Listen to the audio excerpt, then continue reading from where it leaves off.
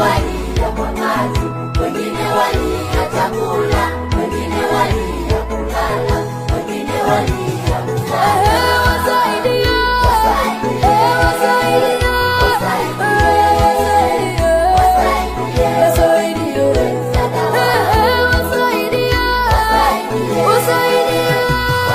wasaidia, wengine walia msaada, wengine walia kwa maji, wengine walia chakula, wengine walia kulala, wengine walia msaada. Wasaidia, wasaidia, wasaidia, wasaidia, wasaidia,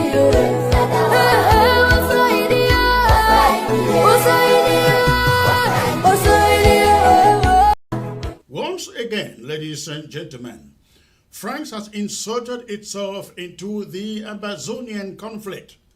For years, the Cameroon government has peddled the grand national dialogue as its golden ticket to resolving the conflict in Ambazonia. It was advertised as the ultimate forum where grievances would be addressed, historical injustices corrected, and a genuine path to lasting peace carved out. But as the dust settles, as the years go by, as the so-called special status unravels into nothing more than a hollow charade, the truth now stands bare before the world.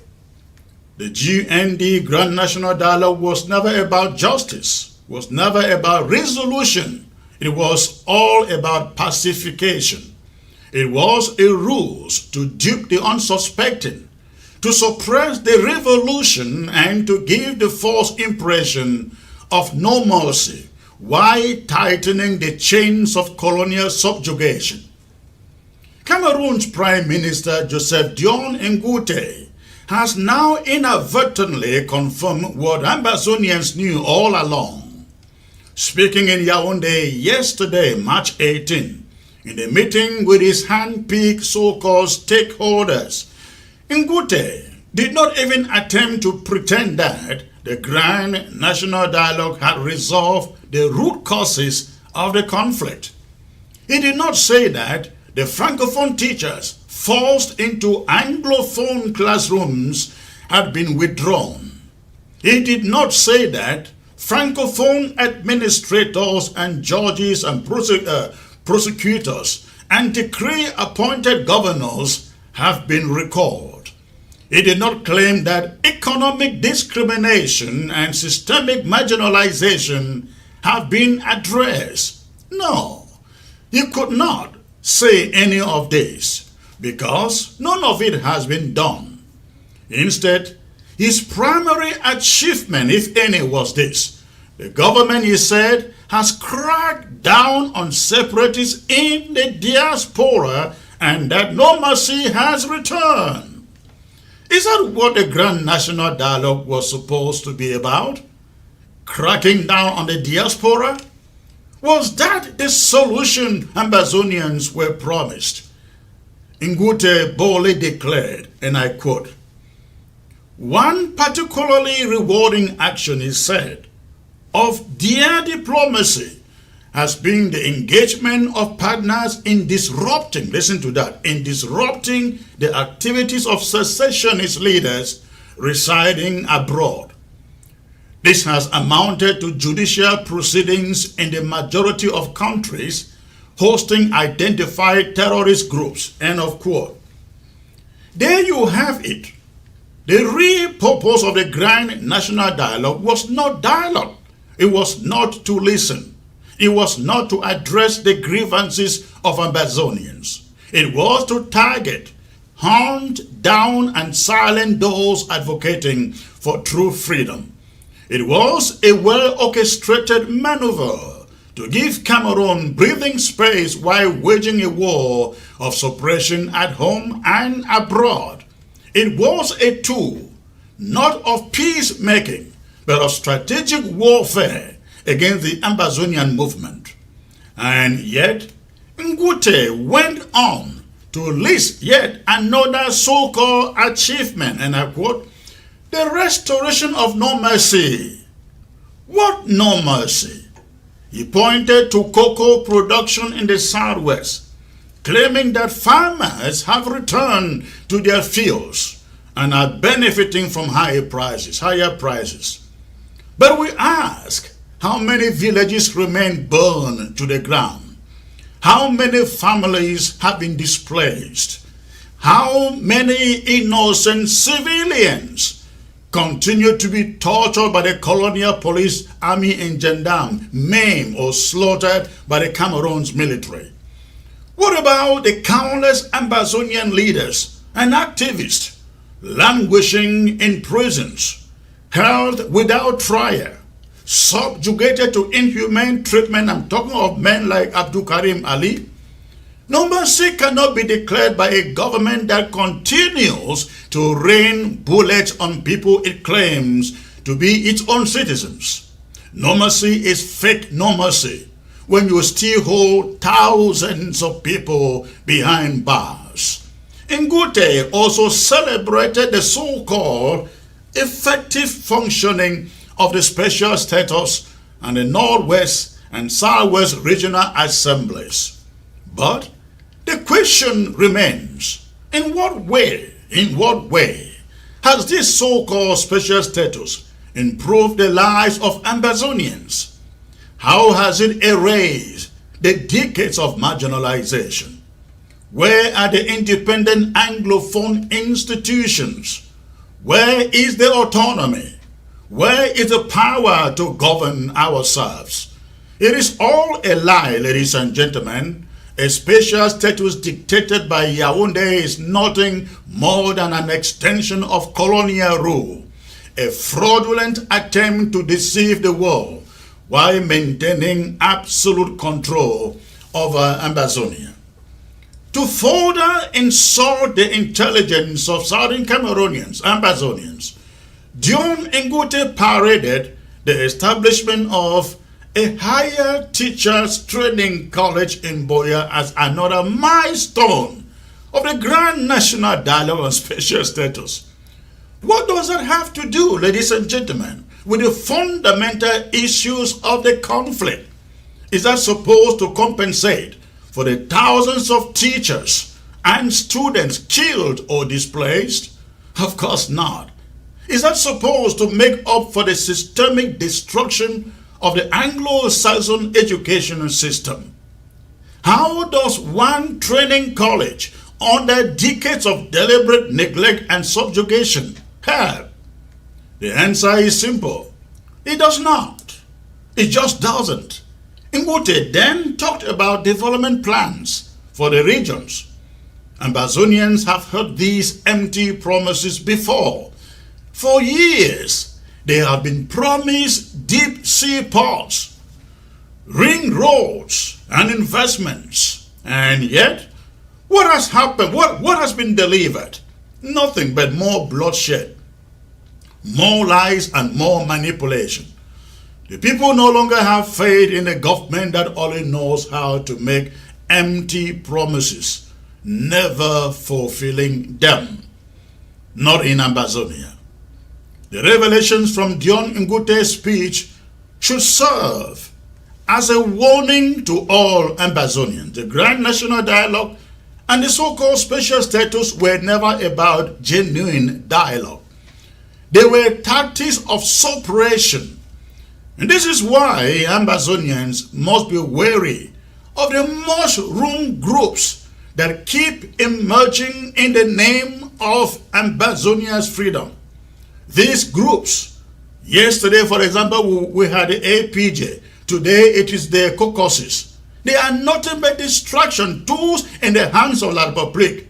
Who are these groups? Who formed them? What is their real agenda?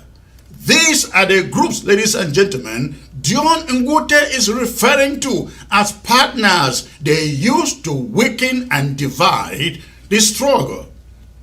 Real Ambazonians independentists must know their true leaders.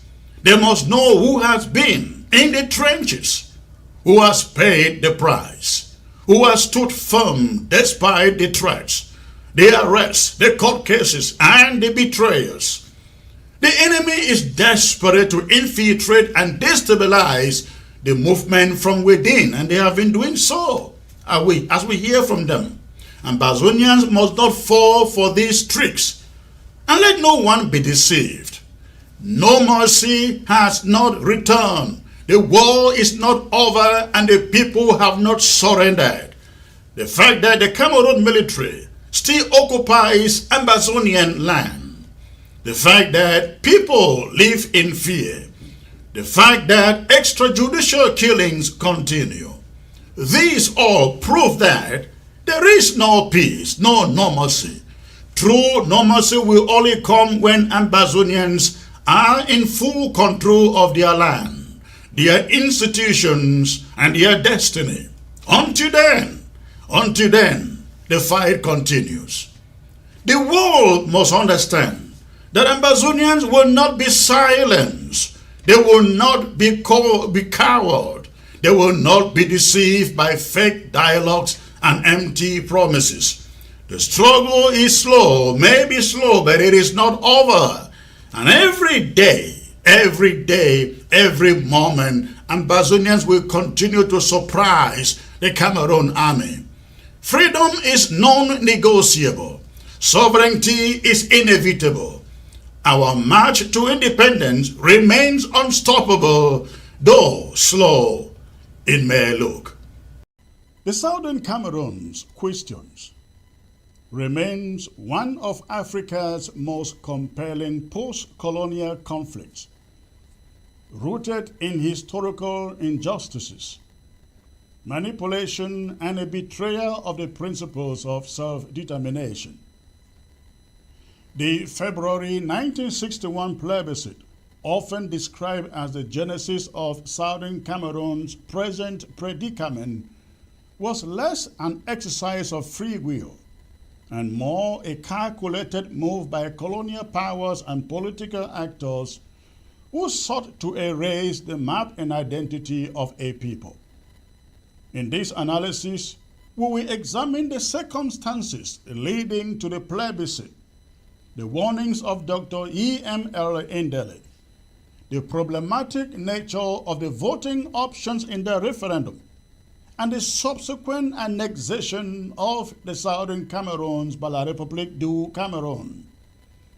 I will further make a contrast of this situation with a legal framework that governed the unification of Tanganyika and Zanzibar to form the United Republic of Tanzania, to highlight the lack of any legal treaty binding La République du Cameroon and Southern Cameroons.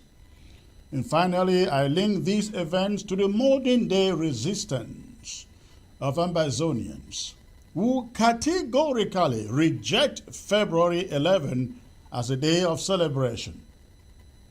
Dr. Ndele, one of the leading figures in the Southern Cameroon struggle, warned before the plebiscite that voting for a union with La République du Cameroon was tantamount to stepping into an unknown and a potentially dangerous future. He argued that while a union with Nigeria had its challenges, at least, he said, Southern Cameroonians knew what to expect, given their existing administrative and economic ties with Nigeria. In contrast, joining La République was akin to boarding a plane and landing in an unknown destination, he said. This was a warning that history has since vindicated. Ndele's argument was based on several crucial observations. Number one, the lack of cultural and political compatibility. The Southern Cameroons with British colonial background had developed institutions, laws, and political culture separate, distinct from La République du Cameroon's own, led by their French masters. Then the plebiscite itself was rigged. The process seems skewed in favor of union with La République du Cameroon. the most glaring manipulation was the exclusion of a third option, complete independence. The Southern Cameroons was already self-governing, with a functioning legislative assembly and an evolving democracy. Yet the people were forced to choose between two external powers rather than being allowed to continue their independent path. And number 3, the misinterpretation of the plebiscite vote. Many believe that the plebiscite was a direct decision to join either Nigeria or La République. That was not the case. In reality, it was supposed to be a mere sampling of public opinion, after which further negotiations would determine the final outcome. The fact that the United Kingdom and the UN failed to ensure proper decolonization left Southern Cameroons in a precarious position. Now, let's examine a similar union process that took place between Tanganyika and Zanzibar to form the United Republic of Tanzania. Let's see how it was handled. A legally binding treaty is a crucial component of any legitimate political unification. To illustrate what was missing in the Southern Cameroon's La République case, one can examine the Articles of Union between Tanganyika and Zanzibar, which established the United Republic of Tanzania in 1964. These are some of the key articles from that union between Tanganyika and Zanzibar. Article number 2, the preservation of autonomy. This article outlined that Zanzibar would retain its government with control over key domestic matters like education, health care, and internal security. In the contrary, the Southern Cameroons lost all autonomy when La République du Cameroon imposed a centralized system from Yaoundé. Article number 4, the recognition of two systems of government. Tanganyika and Zanzibar agreed that, although they were uniting, Zanzibar would maintain a semi-autonomous government, while Tanganyika would manage broader national affairs. No such agreement existed in the Southern Cameroon's case, where the so-called federation was merely a pretext for eventual assimilation. Article 6, the legal framework for the Union. That treaty explicitly outlined legal mechanisms to guide the unification process. It detailed how laws would be harmonized and how governance would function under the new structure. In the case of the Southern Cameroons, La République du Cameroon, no legal treaty exists between them and La République, meaning that their supposed union was never legally constituted. Article 8, international recognition of the union between Tanganyika and Zanzibar. The union treaty between the two was ratified and recognized by international bodies, including the United Nations. The Southern Cameroon's union with La République du Cameroon was never formally recognized through a signed treaty deposited at the United Nations, further proving that the Southern Cameroons was essentially captured or annexed by La République du Cameroon, and it was illegal. Despite the plebiscite's ambiguity, on October 1, 1961, the UK and the United Nations abandoned the Southern Cameroons, effectively delivering it into the hands of La République du Cameroon without any legal treaty. Unlike Tanganyika and Zanzibar, which had a structured and agreed upon unification process, the Southern Cameroons had no legal safeguards. Within days, La République du Cameroon moved in its military, the gendarmes and the administrators, the DOs, dismantling the democratic structures of the Southern Cameroons and imposing a centralized rule from Yaoundé. Over time, all institutions, the judiciary, education, economic frameworks, and governance were systematically dismantled or assimilated into La République du Cameroon system. As a result, this is what became the long-term impact of the annexation, what I call the bastardization of the Southern Cameroons. Number one, the suppression of political identity.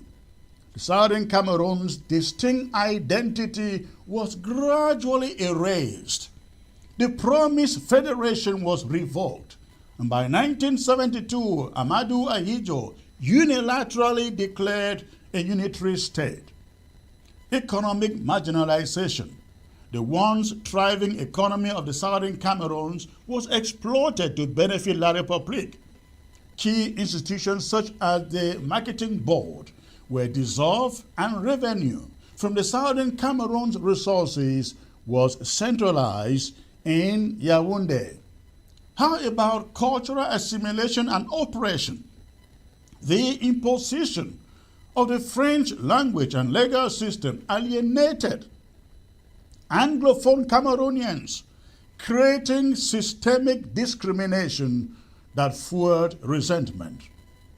These are some, ladies and gentlemen, of the reasons why February 11 is a day of mourning in the Southern Cameroons. Number one, the symbol of deception.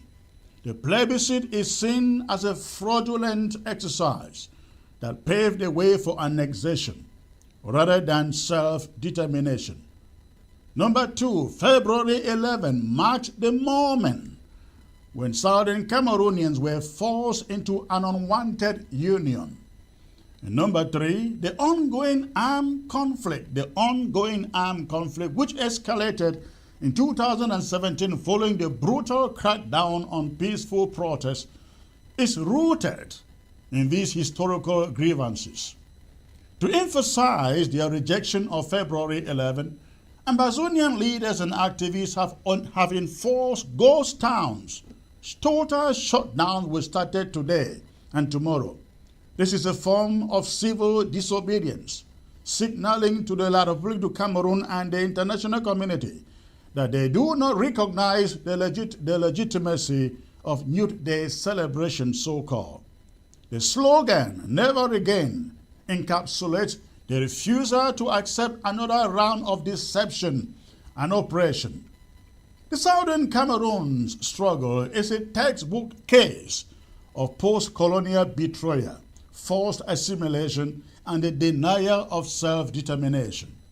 The February 11, 1961 plebiscite was a rigged exercise that ignored the true will of the people, leading to decades of systemic oppression under La République du Cameroon. By contrasting this situation with a legally binding treaty of union between Tanganyika and Zanzibar, it becomes clear that the Southern Cameroons was annexed, not united with La République du Cameroon. The continued resistance, including the rejection of 11 February, is proof of the enduring spirit of Ambazonians who seek to right a historical wrong.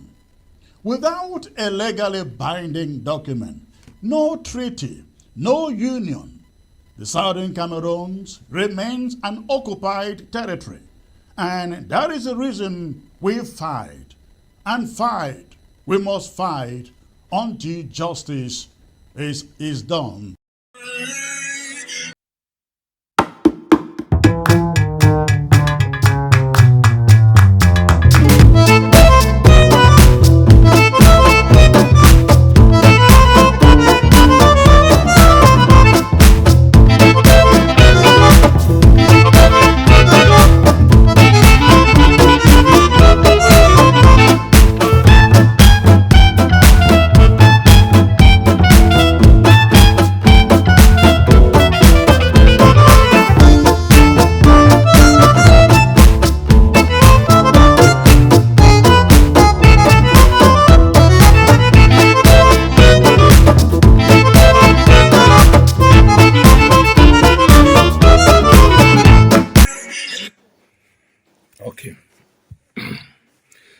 ladies and gentlemen, people from the Cameroons,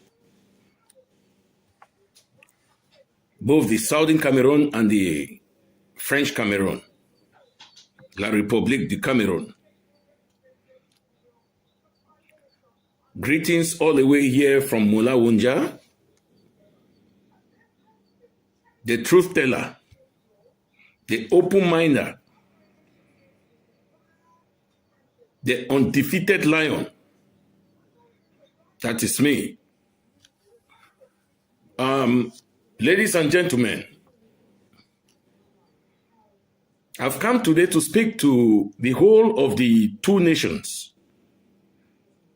Let me speak the way that even the local people back home in the village, mama, papa, our grandparents, they will try to understand what I'm talking about. Okay, people them for Cameroon, may we broke small language, may all man understand. Like our ambassador, the broken for Equinox. My name na Mola Wunja from United Kingdom for London, as they call them. I want come today for talks on certain things away at the same for Cameroon way, you know, fine. I played this music before this broadcast, so people get to give gratitude or say thank you for waiting other people they don't do them for them. I come today because I don't see and get some messages and they be too worried. One, when they released this with brother for Ediabatu by those Nigerian pirates, the duo Roland Ewane. I don't come today for clarify some certain things and we worry. That we brother, it be first of all, almost 9 months, that is a school academic year, we be captive. La République du Cameroon government no be fit negotiate, may they release it. They keep that boy for 9 months. They can't release it. When they begin make negotiation, Cameroon government don't talk say you know they negotiate with terrorists. The real terrorists now them that, but when I don't negotiate. I not talk why they release it. I be sorry for it. I be sorry to the family, to the wife, to the mom. We are all human. The mom talks say we don't even gather some money. Cameroon government no flop them. Cameroon government be one show say they're strong. That governor go come out, he run him out. He give them 24 hours, nothing happen. No army for Cameroon for go fight them, for take them back, for take him back. In a we brother when a assistant mayor for Ediabatu, they don't release the one way he be affiliated to government too tight. When Roland, we other brother is still there because in a people choose it, put it for day. If we not see the difference for this Cameroon government, if they be one make negotiation, they begin to make negotiation for them too because mayor no be government official. Ma tell una know today, government are people official. Now the community, they choose who go be mayor for any town. It no be government property. Now Cameroon, I don't see and say, now government, the overtake hand for mayor, the control mayor. For other country, mayor, now the people's community. As they don't catch it so, the way where government they operate, if a fit talk say, okay, more negotiate for them 2 or then 3 where they made they come out. But they negotiate for the one way they know say it be entitled under their command. And not talk say why they release it. They don't look na Roland because they know say the international community go look and say now government person that will not live and for the for mayor we don't even know his name. So that one he die. But if anything be happen for the Francophone zone, Cameroon government for Mwexeme all man come out. Take Amadou Ali woman, how Boko Haram be kidnapping. Cameroon government negotiate, pap, he come out. They don't ever show that woman for TV. But what can happen today? They carry Mr. Ewane, where don't be dehydrated. If you looky, na person where if you push he go fall, if he die safe. He water or no day, he never eat well, na very handsome guy, where if you na be see time where they kidnap him, where they hang him for that tree, he get bulky, he get skin. But for the 9 months, we don't know what I don't eat, wait till be the eat, or now wait till they be give it the eat, we don't know. They don't move it for take it go hospital, then the police officials, where they go make the negotiation, they go come out, they talk, say, okay, we don't make negotiation for this guy. For now, we no office because they for treatment, for hospital. But they carry the parade with him, the whole world. See, I'm saying, Cameroon government strong. They don't move it. They don't move it for power. They don't move it for kidnappers their hand. So they can do anything. Okay, if they kidnap another one again, una go do the same thing. Make the show and say the international community will say, oh, come on, government, too strong. They don't. If una be strong, why una no send una army? They make they go fight that boy. Them they take the deal. Una not strong. No be strong that. Una begin to send una own guys them. Make they go una army force. Make they go take them. Una take the work at the whole Southern Cameroon. May they say and say, oh, Cameroon government, Mr. Tanganji, na strong man, he don't go negotiate. Any man fi negotiate so far as the money day. So it's not you. It's not Paul Biya. Yeah? It's not Paul Biya who negotiates. It's not Paul Biya's money. You can't say I give credit to the head of state, thanks to the head of state. Really? Cameroon money don't turn Paul Biya money with Mr. Tanganji. I don't know this type of minister who say come out safe. You got to take man where don't come out for kidnapping hands for 9 months. The pirate with it for taking hospital, if he hide it, the time where he don't come normal, may press they go interview you. Now you the worker show off because of your political agenda for a campaign thing on do for election. What a bad government! What a bad and satanic people! I hope they made that boy survive. I hope. Because only the distance on a worker with see from Dian inside that forest, from Kenu to Ediabatu again. I don't know why una not be take helicopter fly with this straight for Yaoundé. If una be big good people, una want make the Siam governor, unelected governor for Boya. He go be there too proud. Say they don't work hard. You be give 24 hours, wait to be happy. We can't turn 9 months. Una do it. Nothing. Mouth. Only mouth. The most rook government in the world. The most rook government. Criminals. Thieves. How una go be? Una the only think only about una self, about CPDM. That is all. Okay, that one don't pass.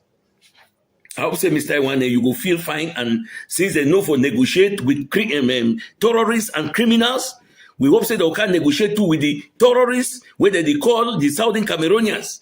We hope so now to negotiate too with them. Because I don't think say the war go end, that war go end the way una think, eh? Yeah, because una need address the root cause. So wait till I cause am na problem. Because I see my brother, the Prime Minister, Djungute, he be very, very dishonest. Say everything they go back to normalcy. They achieve their goal for the grand national dialogue. Things that they work. They cooperate with their corporatists or whatsoever. There is nothing going to normalcy in Southern Cameroons. Nothing. Why you people fooling Mr. Paul Biya? Why you people playing game to him? Why you people playing game to the international community? Why you playing game to Cameroonians? Why? Mr. Jongute was studied in Warwick, behind my house here, Warwick University, one of the top universities you can think of in the world. You be very dishonest, all of you. All the Anglophones call themselves ministers. You are very, very dishonest. Why are you fighting for political agenda or career? You have already a big politician. You don't need to be lying. There's nothing working. People are still suffering. What people have been saying, just begin to talk about the dirtiness in Yaoundé, the road, the filthiness, the sickness, where there is no health facility, no water facility, no electricity. People cannot even connect, no good network in Cameroon. Those are things you have to create for your people to be happy. Don't begin to lie. Southern Cameroon is a non-go area. Nobody can go there carelessly. Every day you still kill people, your army kill people, kill the civilians, do terrible things, crimes. That's all you people are committing. Will you people come and just be dishonest all over the world? Why can you not say, no, the problem is still there, we have to address the root cause? There was nothing in the national dialogue. There was nothing. I was one of the first which was contacted. I knew nothing will come out. Those were just window dressing and camouflaging. You're just fooling the world. And it's our own people, our own Southern Cameroonians who are there in government, not even the Francophone ministers, not even the Francophone officials. It's the Anglophone officials bringing us down. What a shame to you people. I'm really ashamed. Nextly, I will go to some people who are really, really ungrateful.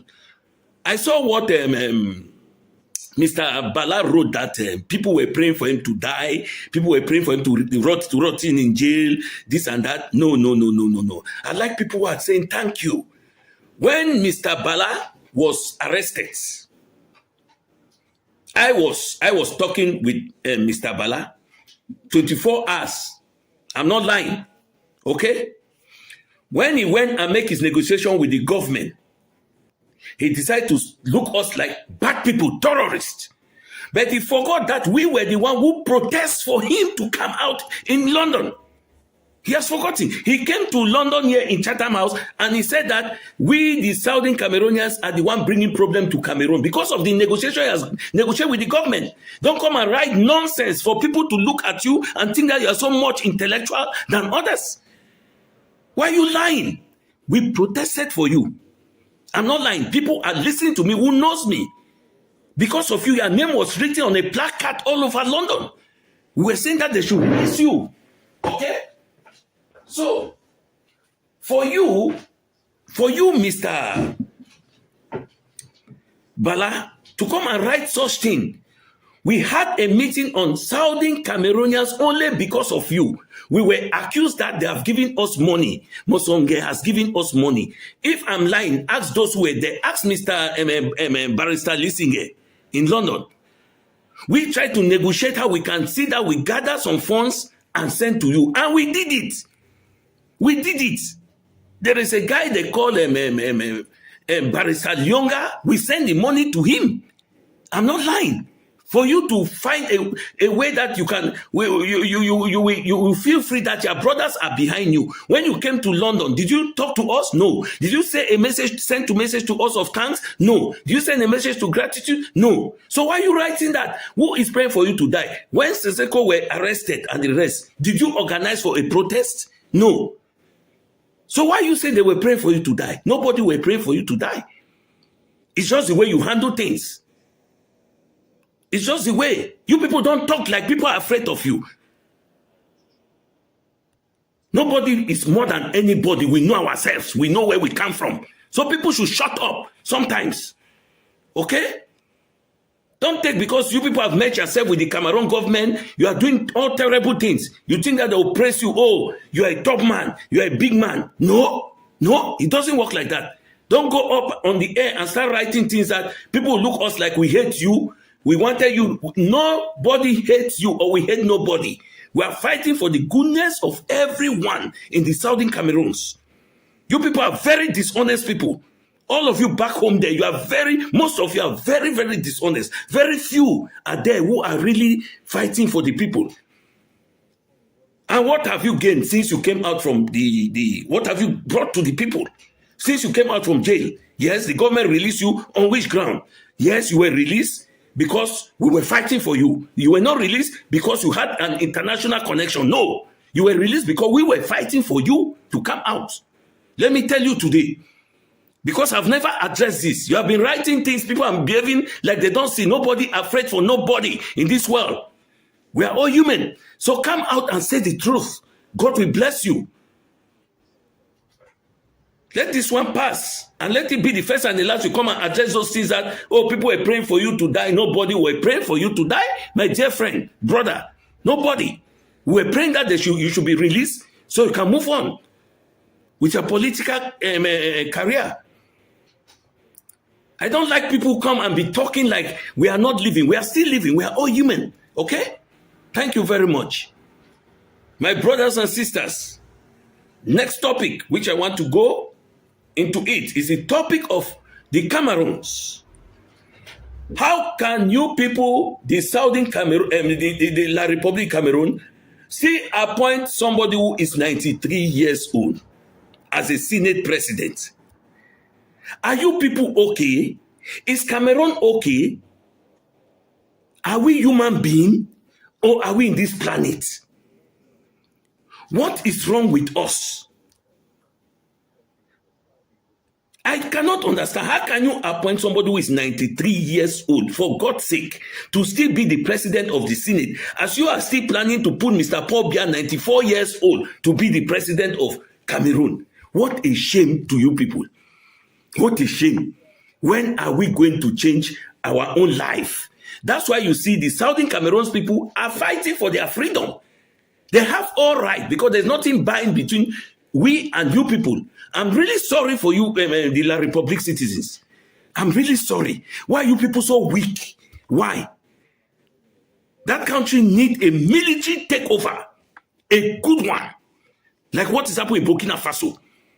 Oh, the president of Burkina Faso, please come and help people of La Republic.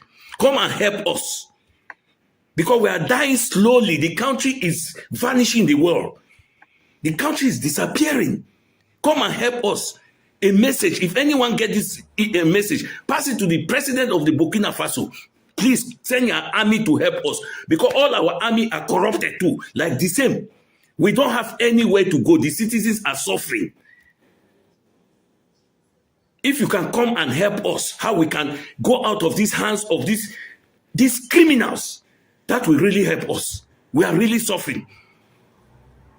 The president of Burkina Faso, the president of Chad, can you people come and help us? We need something. Because our military, they behave like they don't see what is happening. They are the one also killing the civilians. We don't have anywhere to go. Civilians don't have gun. What can we do? Nothing. The people need help. Cameroonians need help. Big help. God bless you. Thank you, Barrister. Bini, what is your take on that as we wrap up? Why I agree with the barrister about those laws in Cameroon, as an old economics teacher, I would say ceteris paribus. I know the barrister knows what that means. Everything else being equal.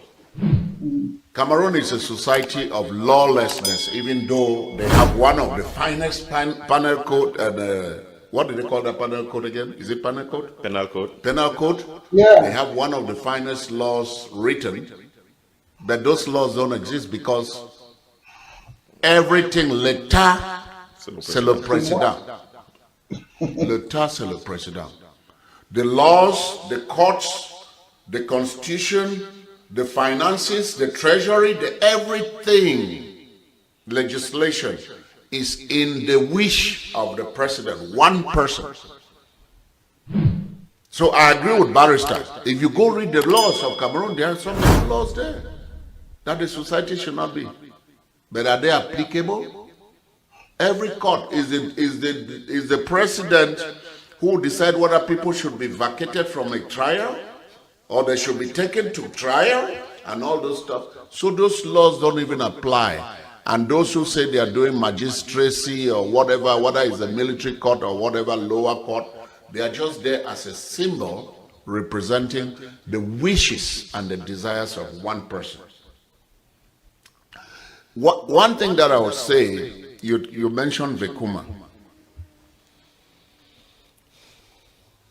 The problem that we face when we come into this reawakening as Southern Cameroonians to try to reclaim our rights is that while we have a very clear case, we have tried to sanitize the image of our history and the agents, the actors of our past before we came into this situation.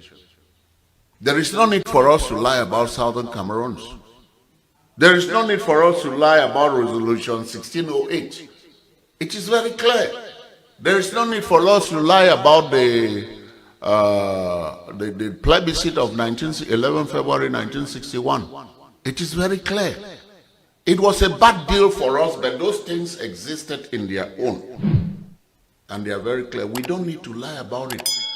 My issue is 1972. Forget about everything else. We had a contract. Whether it is written or it's not written, we have existed in a contract that says that our union, our togetherness was to be in a bicultural federation, and that was violated. That gives us every right to reclaim what we are trying to claim. We don't need to lie about, say, Southern Cameroon was the first democratic country in Africa and all that stuff. We had independence before 1961. That's not true. We don't need all of that. Our case is clear. So if we can come together like we did for the GCE board, like we did for the University of Boya, we did. We had forces against us. We did not have guns. They were even killing us, but we stood our ground and got what we wanted. Where is that spirit? That's what we must try to bring back. You talk about Vekuma. Of course, it was something that Ahidjo saw and the French saw when we came. They saw it as an opportunity to enter into it and take advantage of us. There is no way they would have defeated West Cameroon if things like Vekuma or some of those other distractions did not exist. And those are the gaps and the holes we have to fill in clear conscience and with honesty. We should not lie about ourselves. We already know now. Mola is there. We have the same. We are sitting now all this time. He's a nice man and all that. There's no time that we have sat down and called each other to say, hey, what do you think about this type of thing? That's how they form that synergy. Whether he's doing what? Before I was coming here, I was having an exchange with Ben Aki, Dr. Ben Aki, and he talked about us who are not on federalism as the idle pendatics.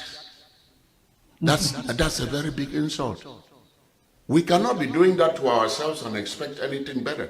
All these things that we do is giving room. Because if it's not Bia, even if it dies today, they will still take advantage of what we are giving them if we are not together. So I am saying this now to the federalists. You are not the enemy of those who are on the Ambazonian track. Because Bia does not want your type of federalism. I'm saying this now to those on the Ambazonian. Stop the fighting against your own brothers who are still on the federal. Let us try to convince each other.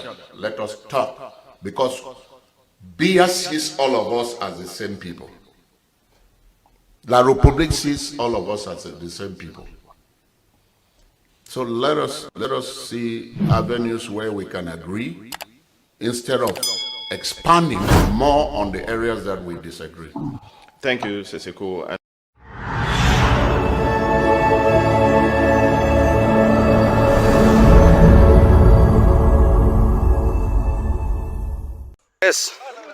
They one are the Unity Warriors. General Big Vulture Life. Colonel Big Shark. Colonel Lion.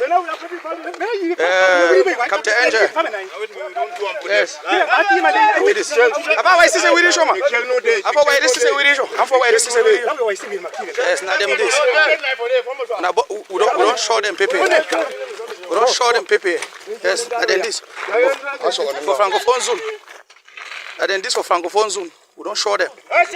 General Big Vulture Life. Colonel Big Shark Life. Colonel Big Shark Life. Colonel Lion Live. Yes. Live video for Francophone Zoom. Yes. Yes. Live video.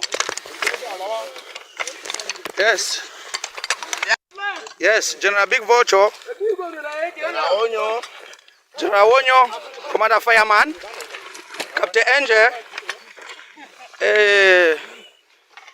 Colonel Big Shark. Colonel Lion. Yes, now we this for Francophone Zone. Aya boy. Aya. Yes. Yes. Now we this for Francophone Zone live. Yes. Now Unity Warriors. General Big Vulture Live on the squad. Colonel Lion. Colonel Big Shark. Commander Fire. Now one is so.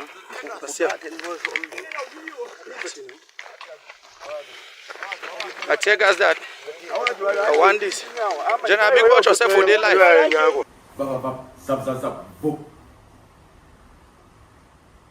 That one they go now for offensive. They call that one say offensive. Now video that one they watch and where the Unity Warriors then. They enter go the other side. Across the Mongo. They cross border, they go the other side. The action they now they carry out. I think say those videos there. So when I don't watch them, but if you never watch the video then, no, very relax. I get them all. I will drop them as up for our WhatsApp channel. And I will watch the video then. Now walk with the crossbow walker for the other side. Two equilibrium, the things are not straight. Two equilibrium, the things are not straight. Now, this one particular walkway it happened where it get asterisk. What will you go to school? They say asterisk. Asterisk means always star. When your teacher they read note them for class, he read note and copy them. After it tells say star the one. After it tells say underline the one. After it tells say write in red pen, red ink. That means say you know say it be very important. And this particular work will happen.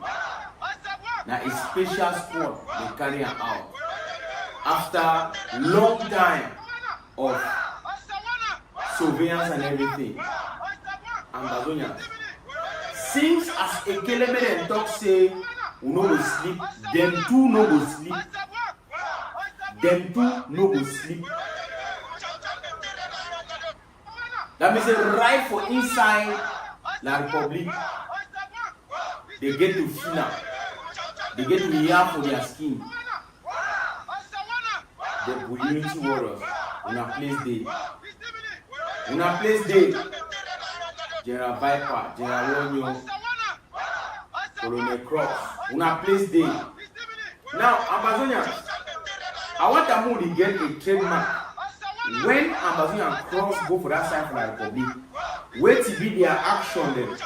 How you feel easily distinguish between how going to that side and carrying out an action and this is no other than Amba do or no be them do.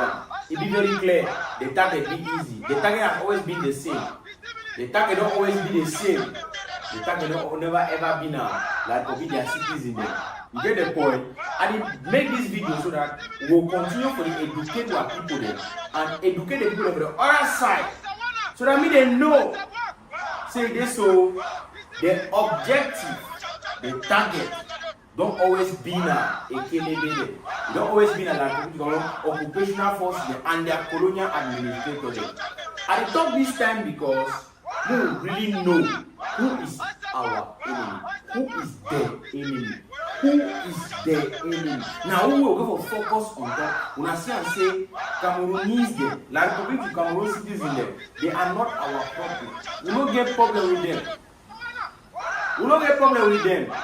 That Ekelebe the way they enter for our land, bomb our house there, rape our woman there, tumor our sister there, fry people the inside house, do terrible things there. Even our livestock, we pick them, dog them, foul them, they wipe our all. Because they know very well say one day they'll come out for that land. They receive them very well. Little did they know that a day like this will come when it will rain cats and dogs on them. Little did they know. Time will come when right from inside Yaoundé for the Republic, there will be no peace for them. Time will come when right from inside Pobia in house, it will show for them when they call that name say Amber, it will panic. Because they know say this can happen at any time. It can happen at any time. Yes, it can happen anytime. When Ambazonian freedom fighters they cross go over, they get an objective. The mission not always been a tic-tac. They do the work, they do the harvest. Unasiam, Unasiam. The occupation of the territory of the people of Southern Cameroon must come to a stop.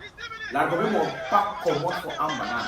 But I want to take that land now by force or whatsoever. They will pack commode, you know, they beg them, they tear them. We tear them. In compensation to those people, the way a kelebe them bully them for Pini, I think say this so justice. Like we don't get your own payback, coin for coin, iron for iron. Now the message that way be passed for outside me. Me any a kelebe waiting for outside for like, but me no think say this so.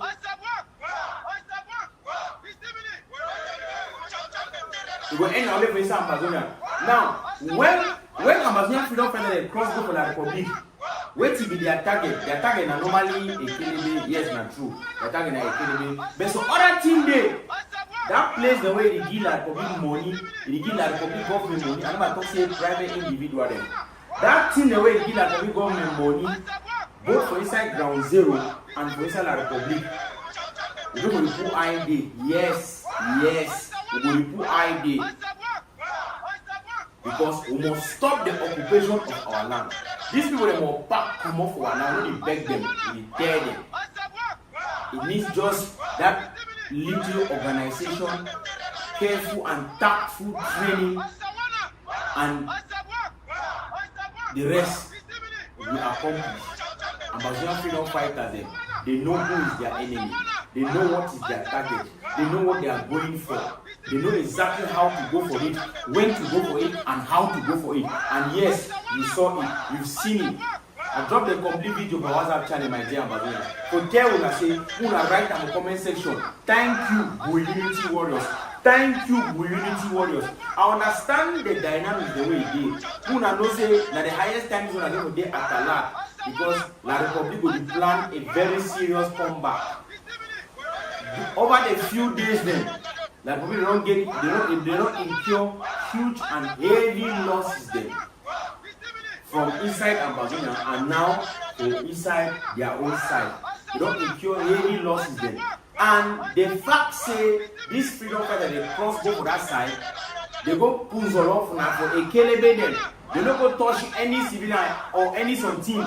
They don't send a warning signal. They don't already put a red flag. For inside the Republic area, they tell them say so that matter for that side, it will also enter the other side. So make them know say the occupation of the territory of the people of Southern Cameroon, it has a cost. It has a cost, and that we will pay dearly for it.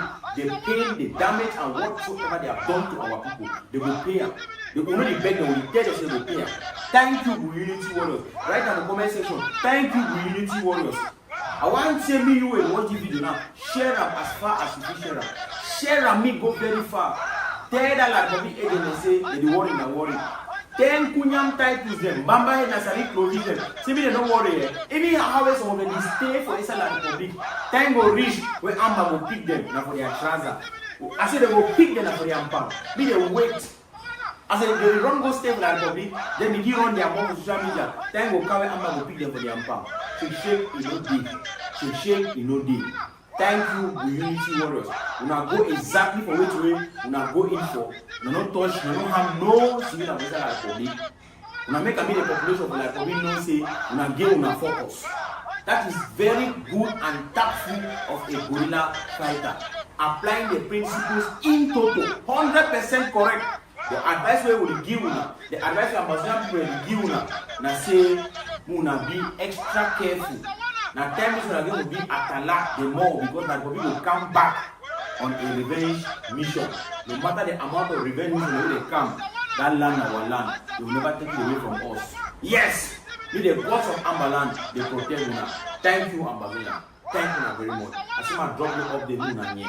A video then, for which will happen from inside like a way, we usually want to cross go one, come back. I don't drop on my WhatsApp channel. Yes, the complete video then. I'm going here. How a kilometer and things a lot. When I'm going here, no 2 a kilometer. I said 2. Watch, boom. The king no day.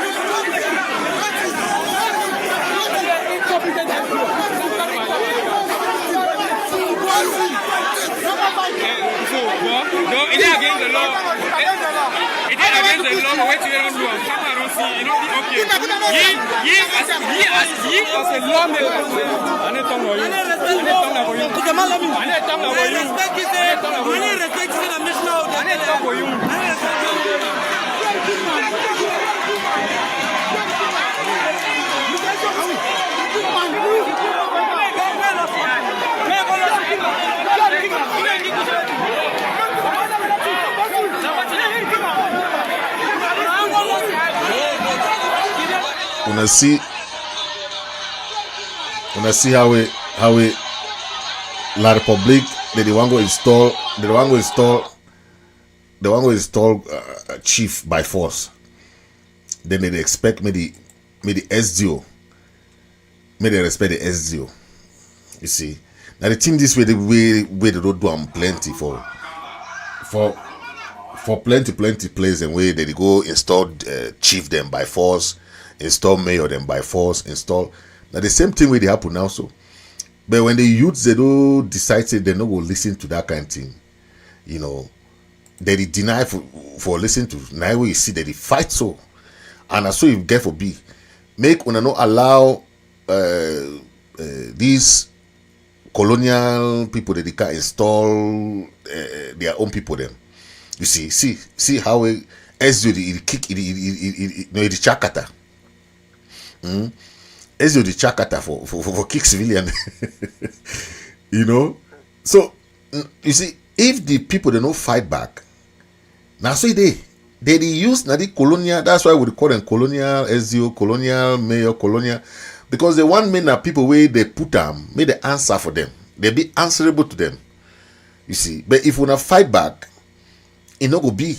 You see, we are still in that, you know, in the days of the colonial people, where they impose on their colonial tendencies on our people. They bring their military, police, all these men in uniform to frighten our people and impose on them. Okay, you see, we no get need for get SDOs. We don't get need for get deals. because those people are just symbol of the colonial masters. That's why even those their colonial headscarf with the way lawyer, the way lamb, all that thing. Captain Traore for Burkina Faso, you don't stop that thing all. You don't stop so many things because the one implement will be na their own system, not colonial system.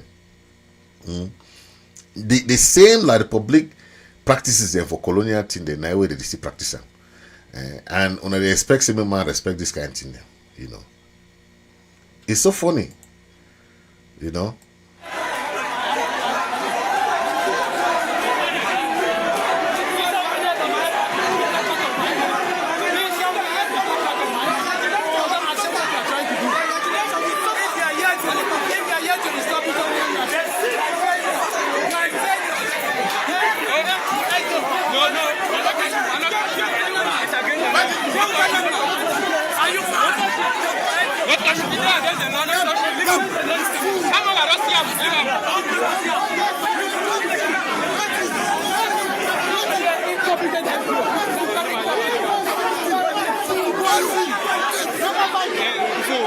No, it is against the law.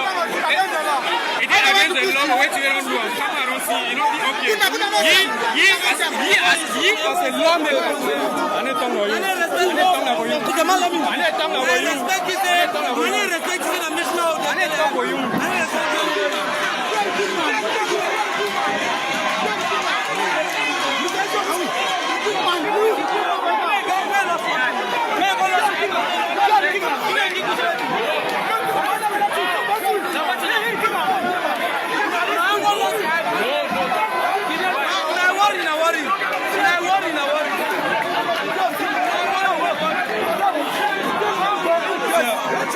it's against the law. What he just did is against the law. No, it's against the law. I'm not saying it's like it's against the law. What he just did is against the law. And it's here at the camera. They just videotape everything. It's against the law. Don't push me. Don't push me. Don't push me. Don't push me. Don't push me. You're a law security. You're the push man. You're the knock man. You know why would you do on social?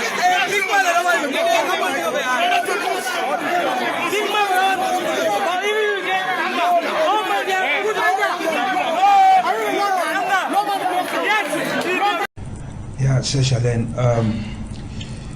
when bad politics and politicians of bad faith are playing their game, the masses suffer. This is just what is happening in our country when people who call themselves leader do not take into consideration the lives of those that constitute part of the state.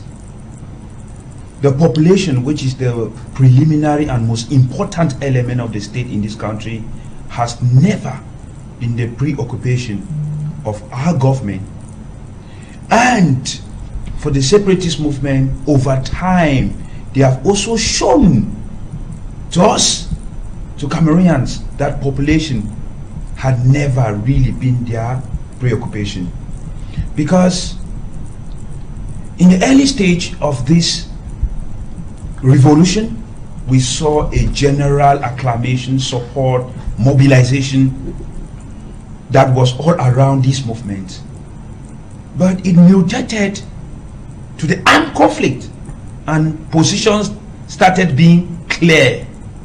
Some of us politicians from this area of origin started saying, of course, we all have problems, but we choose the non-violent strategy. We choose to discuss around the question of form of state. While other people said, we are going for outright separation, and to achieve this, we will use arms.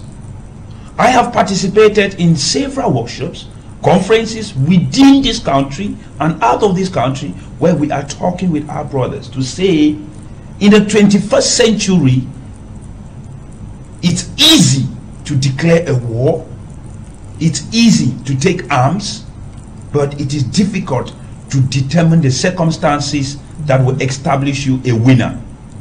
Within the context of a sovereign state, and within the context of the international community that is fragmented, difficult to assess. When you look at the situation of our civil servants in the English-speaking regions of Cameroon since 2017, there is security gap. The people that have all the necessary securities in this area are either the governors or the DOs and SDOs. Who are the governors? Who are the SDOs? Those appointed by the head of state to carry out his instructions in Northwest and Southwest, because we are in an instruction system. Whereas the delegates or any nominal civil servant, be it teachers, because we should not forget that this is not only about the delegates, but we have also had teachers that have been killed, kidnapped. We have also had people of other sectors who are also civil servants. These other groups of people sometimes receive threats from their bosses in Yaoundé, in Bamenda Central Town, or in Boya, whereas there is security gap. They don't have the same amount of security like their bosses. Now, we put the question on the table. Do lives of those who are serving the country matter to those who are in hierarchical positions? If the lives of civil servants matter, I don't think the state, which have all what it takes, be it by the use of soft power or strong power, they should have saved the life of these people. You know, there is no justification for someone who has the ability to protect human life to say, I could not go beyond this because it was to talk with whatsoever group of people. There is no justification to leave humans to die. Protect them and let the situation go to the appropriate institution, the judiciary, be it local or international, for us to look at the characteristics of the problem, and then the blame responsibility will be shared to the people, and each person shall be judged according to his or her own crime and act committed. The human rights violation in the case of these delegates, Mr. Serge, Cameroonians, it will not go for free. People will pay the price for this, because it's an individual responsibility before collective responsibility. When you belong to a group, a movement, a party, an organization, whatever thing you do, you first of all have individual responsibility to your actions before collective responsibility. I think that those who carried out the immediate act of killing did wrongly and did a wrong thing.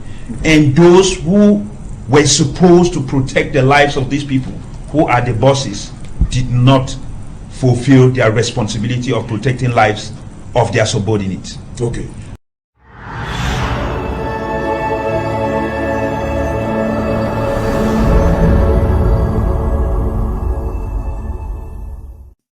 I think somewhere a few minutes ago, Comrade Derek, you already talked about the SWOT analysis and why it's important to conduct such a SWOT analysis, you know, before building the foundation of such a community. I don't know, Comrade Derek, is there something you can add on to that? I know you already mentioned that as one of the before about the importance of making a SWOT analysis. Could you just make some additional comments on that? Over to you. Yeah, so the SWOT analysis, like I mentioned, is when you come together as a community and you do such an analysis, it enables you to take stock of where the struggle currently is vis-a-vis your community, and you would see opportunities, but you would also see challenges. Of course, not everybody, not every group of Ambazonians know how to conduct a SWOT analysis.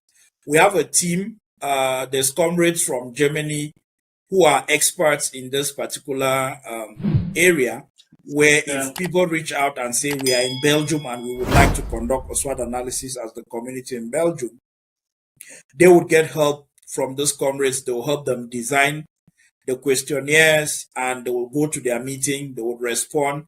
spend a few hours response, and when they have those responses, those comrades can still help them analyze the responses and paint out a picture for them with clear steps of what they can do. Now, when you conduct a SWOT analysis as a community, you would see that one of the biggest advantages that you have as a community that comes up for every community is the power of advocacy.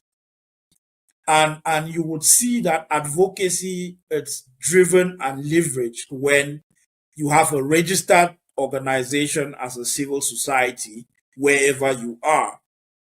It makes it possible for you to approach other civil societies, whether they are migrant rights, whether they are human rights protection, whether they are communication, all those agencies that are non-governmental agencies, they cooperate and they are more open to speaking to other organizations instead of you coming as an individual or you coming as a group. And when you articulate yourself as a group, it really doesn't align with the core mission and work of most of these advocacy groups. So they don't really connect with what you are saying. But when you go as just a community of people who are in exile because of the crisis back at home, it is easy to connect with so many partners in solidarity who are also, focused on various humanitarian struggles in their country or in other countries. And you would see that it's easy to find alignment, it's easy to find support, it's easy to find spaces where you would go and people would come and you will just share the story and the struggles of our people back at home. But also you would see that in this social justice movement, which is the alliances that you form with civil society and other advocacy groups, you will see that there are spaces for various aspects of the struggle to be presented and real concrete action or direction is taken through those type of things. That's the advantages of us approaching the struggle from a community level. Of course, earlier when I spoke, I talked of when we come together as a collective, it's easy to stand together as a collective and serve in times of emergencies. If there's a need in ground zero for us to raise, say, $20,000-$30,000, and we have 15 communities around the world, if we call coordinators from all these communities together and we say we need to raise $30,000, each coordinator would say our community is 200 people. I think we can easily do $50. We can raise 1,500. We would raise that money. Please let me just hold you. Let me just hold you there. I think the point you're making, you are saying, is actually also like you're also expressing like one of the advantages also of maybe working in our strong communities and where we're able to synchronize our actions, right? That's the point I'm making. But let me just take you back to the SWOT that you mentioned before. SWOT, it stands for the strength, weaknesses, opportunities, and the threats. If you have done such an exercise in the South African community, I think we know that the strengths and opportunities are very positive, and those are things that we shouldn't be worried about. But can you just tell us, our viewers, what are some of the let me say, just a weakness and a threat that you identified there in your community? Okay. So, No, thank you for that redirection. Okay, for instance, in our community here in South Africa, when we did a SWOT analysis late 2023, the main question that we sent out was asking our people what has caused them not to be actively participating in the struggle like they used to from 2016, 2018, 2019. The surprising response that came back that at first, the assumption that we had was that the struggle was being mismanaged, there was factionalism and all of that. It was the assumption that we at the level of leadership had. But to our surprise, when the responses came back from our people, we realized that there was a problem in South Africa in 2022 when we came back from lockdown. The Home Affairs system here in South Africa changed, where most of our people didn't get their documentation renewed. So when the systems changed, it left a lot of our people undocumented. Most of those people who were left undocumented now, they don't go around. When you call a meeting across town or in a different town, people who used to drive for 2-3 hours to come to meetings, now they are worried that if they leave their local area where they stay and drive across town, they might get into trouble. Everybody is focused on that personal issue of documentation. Over and above that particular issue, there's a lot of our people, refugees, who have left home and they have managed and they have found themselves in South Africa that are also having 1 or 2 issues around documentation. So we ended up realizing that this is a core problem for our community in South Africa, that if we don't, as leadership, look for ways to resolve, it will become very difficult for us to mobilize the kind of numbers that we saw in 2017, 2018. So the small leadership team that is in place, we did a lot of consultation with immigration lawyers and some migrant rights organizations, and we kind of came up with a plan of action of what needs to be done. A lot of those things are going to become more public knowledge in the days ahead as they materialize. So we would be doing public outings. It would start with, community forums where we would bring some lawyers, migrant lawyers, to talk to our people about their pathways to documentation, the ones that are undocumented or the ones that have challenges with their documentation. But as leadership, we are trying to bring our community back together to say, this is a collective problem. The people, those of us who have gotten to the level of having IDs and now we are permanent residents, we can play a bigger role in advocating for those who are having those challenges, to show them that humanity part, that Ubuntu. Here in South Africa, we call it Ubuntu. You are because we are, kind of a thing. And I believe that as we go with that project here in South Africa, as it will start working here in South Africa, maybe that challenge is similar around the world. Other communities would, follow some of the things and adapt to their communities and start actually really helping our people. 2 weeks ago, I was in a meeting with the community in Boston, and they were discussing how they could mobilize the community in the US. We have a big community of our Southern Cameroonians across states in the United States. And this idea of having a Southern Cameroon's Cultural Day, where we would call cultural groups to come and display our culture, which is something that we all connect to at a very granular level. So that idea became very exciting in that meeting, and people were like, no, this is going to work. So that's something that we are expecting the comrades in the US to build on. And it's something that happened in Tübingen in Germany. Your community in Germany did some sort of a Southern Cameroon's Cultural Day in Tübingen. So those are the things that when we come together and have conversations as communities, they would come up, which are group neutral, which are things that will just bring us together to work together as a people and really show that strength in togetherness. Thank you.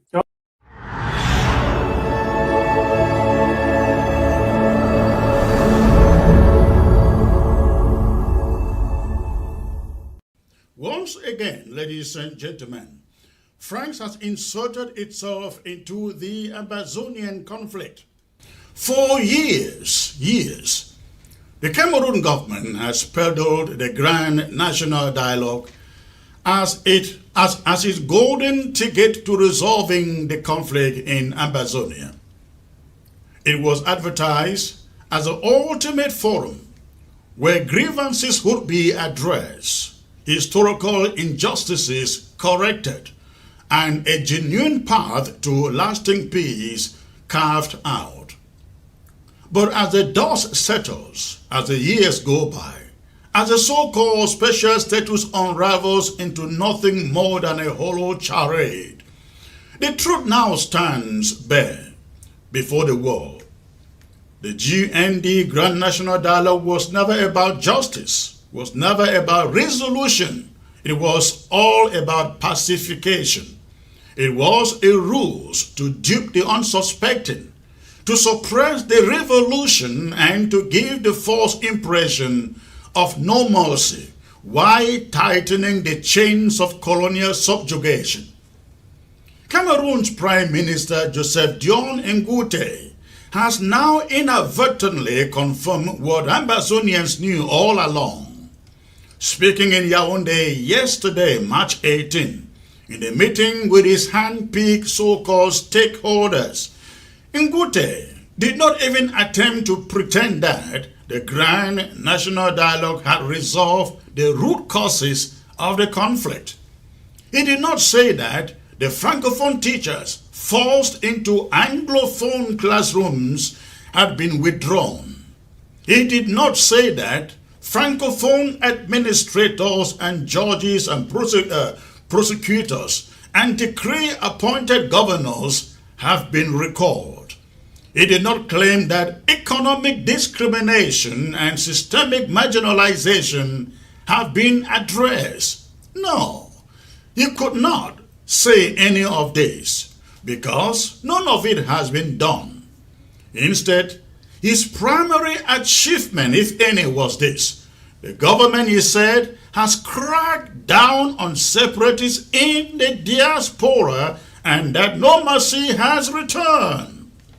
Is that what the Grand National Dialogue was supposed to be about? Cracking down on the diaspora? Was that the solution Ambazonians were promised? Ngute boldly declared, and I quote, "One particularly rewarding action," he said, "of their diplomacy has been the engagement of partners in disrupting," listen to that, "in disrupting the activities of secessionist leaders residing abroad.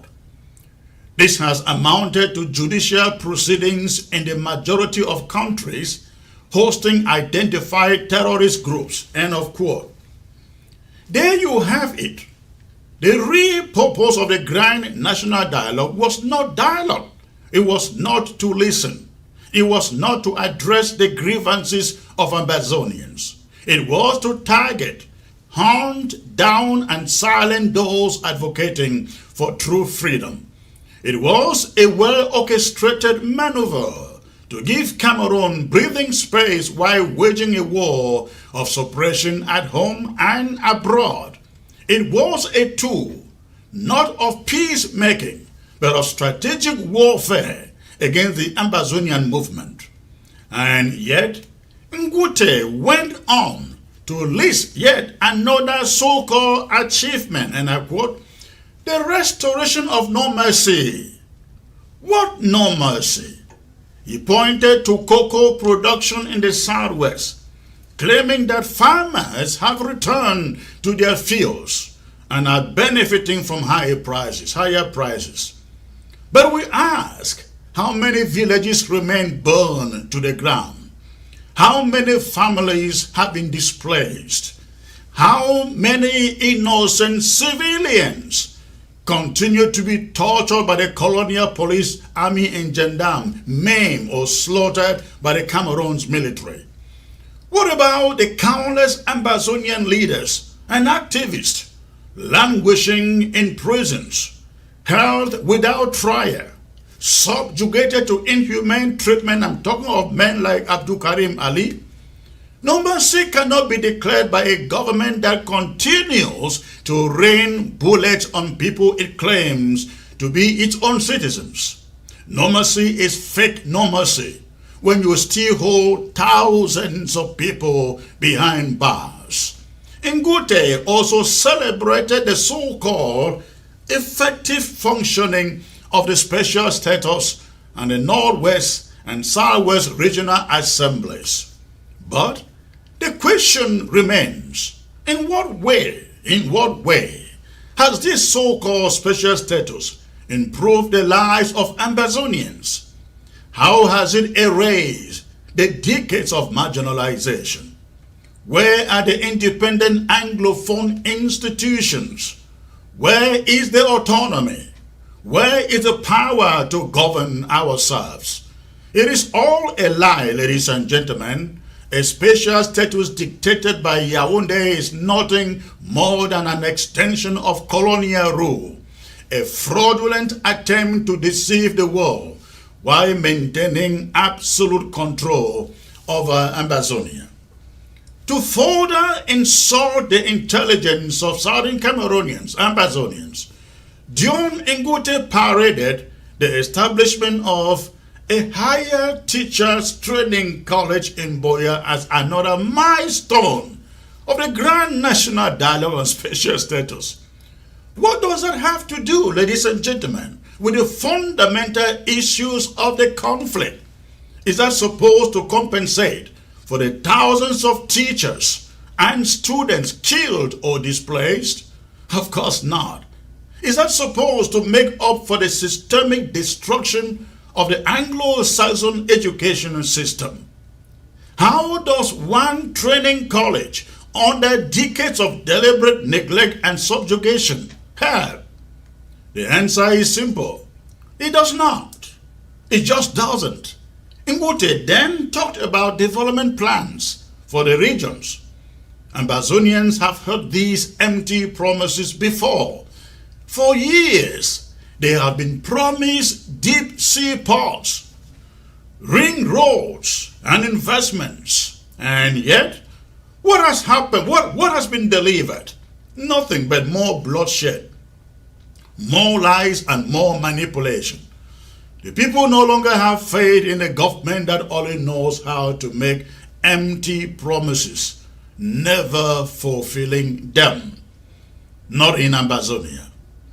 The revelations from Dion Ngute's speech should serve as a warning to all Ambazonians. The Grand National Dialogue and the so-called special status were never about genuine dialogue. They were tactics of suppression. And this is why Ambazonians must be wary of the mushroom groups that keep emerging in the name of Ambazonia's freedom. These groups, yesterday, for example, we had the APJ. Today, it is the caucuses. They are nothing but distraction tools in the hands of La Republique. Who are these groups? Who formed them? What is their real agenda? These are the groups, ladies and gentlemen, Dion Ngute is referring to as partners they used to weaken and divide the struggle. Real Ambazonians independentists must know their true leaders. They must know who has been in the trenches, who has paid the price, who has stood firm despite the threats, the arrests, the court cases, and the betrayals. The enemy is desperate to infiltrate and destabilize the movement from within, and they have been doing so, as we hear from them. Ambazonians must not fall for these tricks, and let no one be deceived. No mercy has not returned. The war is not over, and the people have not surrendered. The fact that the Cameroon military still occupies Ambazonian land, the fact that people live in fear, the fact that extrajudicial killings continue, these all prove that there is no peace, no normalcy. True normalcy will only come when Ambazonians are in full control of their land, their institutions, and their destiny. Until then, the fight continues. The world must understand that Ambazonians will not be silenced. They will not be cowed. They will not be deceived by fake dialogues and empty promises. The struggle is slow, maybe slow, but it is not over. And every day, every moment, Ambazonians will continue to surprise the Cameroon army.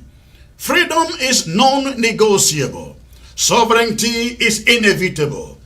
Our march to independence remains unstoppable, though slow it may look. The Southern Cameroon's questions.